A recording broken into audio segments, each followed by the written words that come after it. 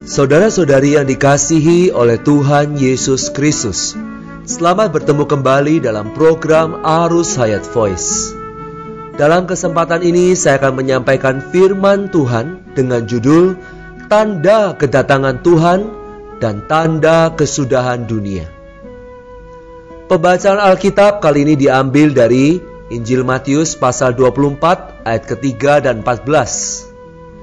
Ketika Yesus duduk di atas bukit Zaitun, datanglah murid-muridnya kepadanya untuk bercakap-cakap sendirian dengan dia.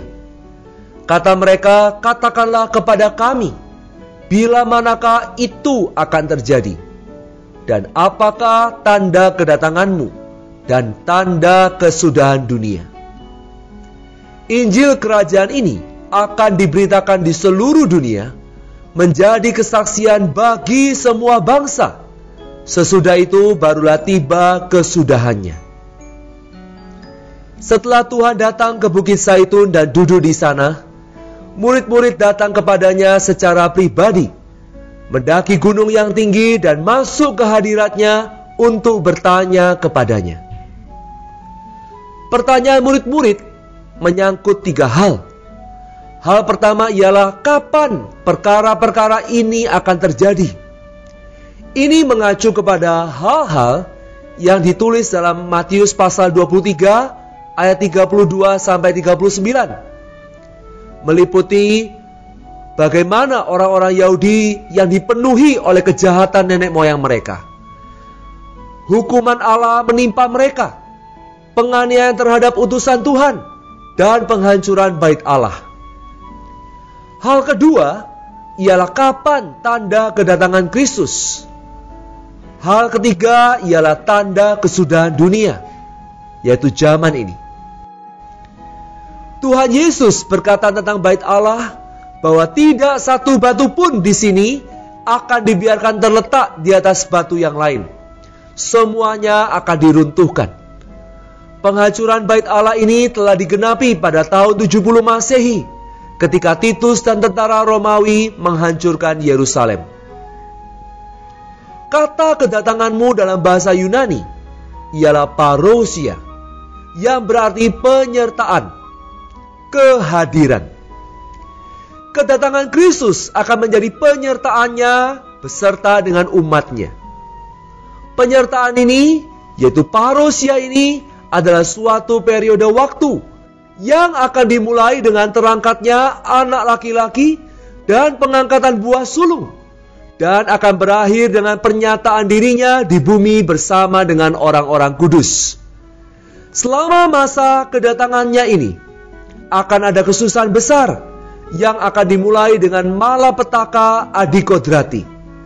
Turunnya Kristus ke angkasa, pengangkatan sebagian besar orang beriman ke angkasa, tahta penghakiman Kristus, dan pernikahan anak domba. Sejak kenaikan Kristus ke surga sampai kesusahan besar yang akan datang, beberapa aspek dari nubuat dari Matius pasal 24 ayat 4 sampai 14 sudah digenapkan, dan sebagian lagi masih dalam proses penggenapan. Pada saat kesusahan besar yang akan menjadi kesudahan atau akhir zaman ini, nubuat ini akan sepenuhnya digenapi. Dalam ayat 4 dan 5, Tuhan mengatakan bahwa banyak penyesat akan datang dalam nama Kristus dan menyesatkan banyak orang. Sejak Kristus naik ke surga, banyak orang datang menyatakan dirinya sebagai Kristus. Dalam ayat 6 sampai 7, Tuhan berkata bahwa akan terjadi perang, kelaparan, dan gempa bumi. Mulai dari abad pertama sampai abad ini, baik perang sipil maupun peperangan internasional terus-menerus silih berganti. Selain itu, timbul banyak bencana kelaparan dan kematian, terutama akibat peperangan. Kemudian gempa bumi telah terjadi di sepanjang abad, lebih banyak dan akan makin dahsyat pada akhir zaman ini daripada tahun-tahun sebelumnya.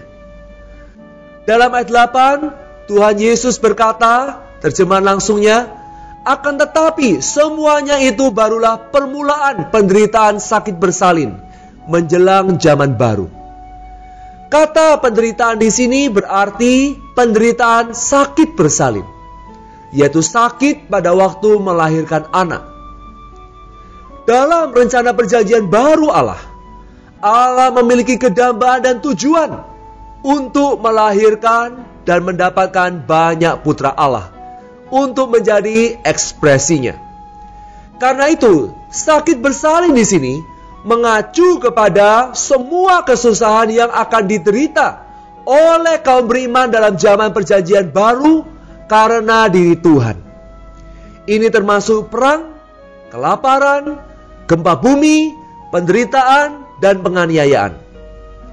Kesusahan ini bersama dengan pemberitaan Injil Kerajaan akan dipakai oleh Allah untuk menghasilkan banyak putra bagi dirinya, sehingga Allah dapat membangun gerejanya dalam zaman ini, merampungkan kerajaan dalam zaman yang akan datang, dan akan menghasilkan Yerusalem baru dalam kekekalan, bagi ekspresi kekalnya dalam kekekalan yang akan datang.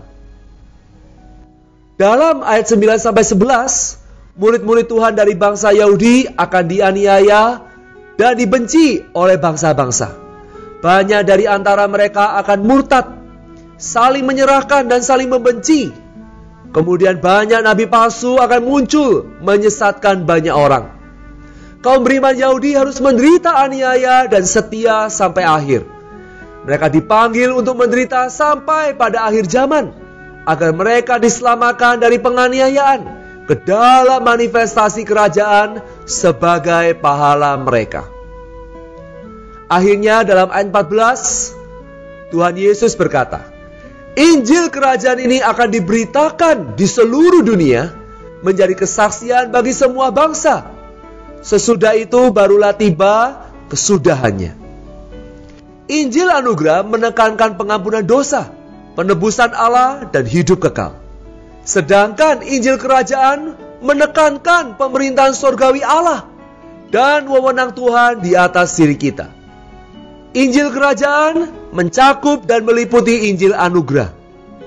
Injil kerajaan tidak hanya membawa orang ke dalam keselamatan Allah, tetapi juga membawa mereka ke dalam kerajaan surga.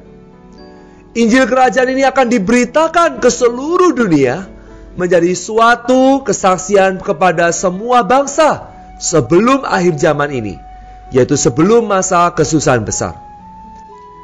Jadi dalam ayat 4-14 kita dapat melihat sejarah sesungguhnya tentang orang Yahudi, mulai sejak kenaikan Kristus sampai pada akhir zaman ini, yaitu masa 3,5 tahun kesusahan besar.